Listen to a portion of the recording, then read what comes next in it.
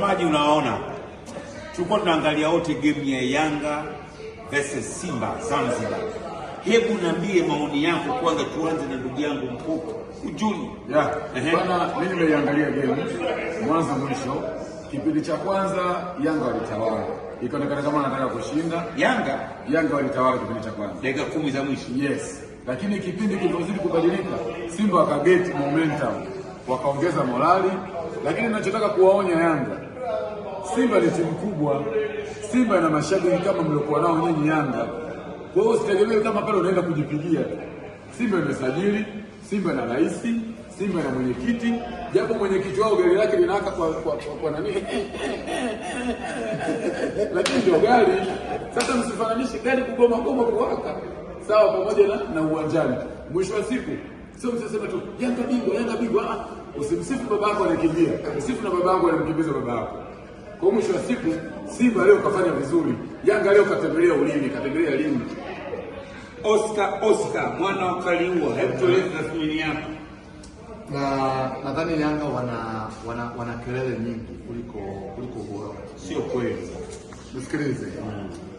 Hii ni mechi ambayo kama shabiki wa Simba popote pale walipo wanapaswa kulia kwa kupata sare hii ambayo wamepata dhidi ya Yanga. Yanga wamekuwa na timu bora hapo nyuma karibu season nzima. Lakini this time ni kama timu inaanza kushuka chini. Kelele zao zinazidi kuwa nyingi kuliko ubora wa timu nyingine. Pale langoni kama kuna mtu anapaswa kumheshimu mno Yanga Afrika ni kuwa na Djigui Diarra kwenye lango. Hii sare ni sare ambayo Simba amepoteza alama 2 na Yanga amegain alama 1. Hii ilipaswa kuwa mechi ambayo Simba anaondoka na alama 3 kwa kiwango ambacho amekionyesha dhidi ya Yanga Afrika.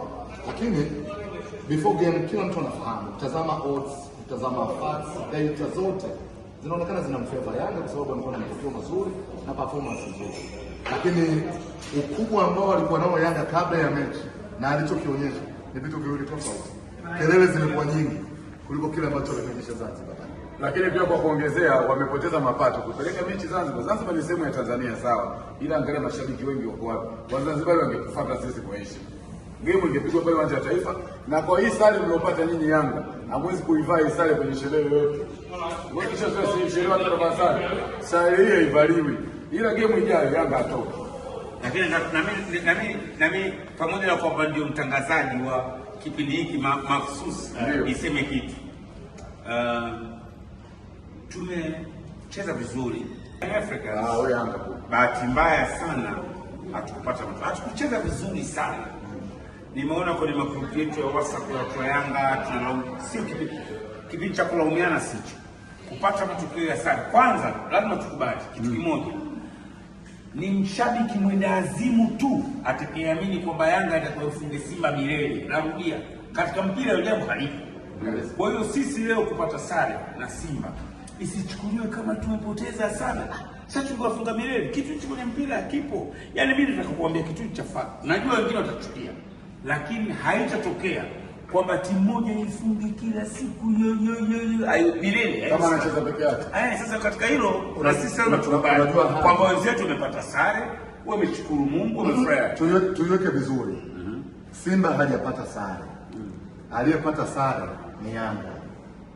Kwa aina ya matokeo ambayo yametokea Zanzibar, kwa aina ya matokeo, Yanga wanapaswa kesho wapike supu pale Jangwani, mashabiki na wapenzi waende wakanywa supu hadi.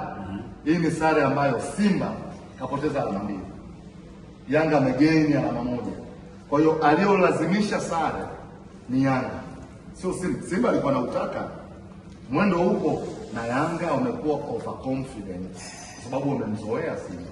Wamemfunga. Hiyo ndio kitu ambacho kusema kweli lazima tukiondoe. Hii mambo ya overconfidence, kama unaenda kucheza timu fulani unasema kabisa tutamfunga. Katika mpira hakuna hiyo. Hasa dabi wewe lazima tutamfunga au hakuna kitu kama hicho. Itatufundisha kwamba next dabi tutakoingia kwamba tuingie na tahadhari. Hata ukiwa bora namna gani, kuna siku unaweza ukapigwa na timu ambayo sio bora. La mwisho ambao nilivyoshauri hawa watu ni mwaleta mahsusi Johannesburg waje wale bata hawa kazi yao wakitoka sehemu zao Mlimani City wakiingia Yongo. Hiyo inakuwa Yongo. Leo nimewaleta hapa Joburg na wewe umetuleta. Kumbe mmekulia leo. Tuokote basi, tuokote pale mbele ya kamera. Umetuleta? Yaani muokote vipi? Niwape marani? Tumesema nyinyi mna njaa. Niwape randi ngapi? Ila kwa kumalizia kabisa, kocha wa Yanga atoboi miezi afiki. Hebu acha kutukumbia mabaya. Nakwambia.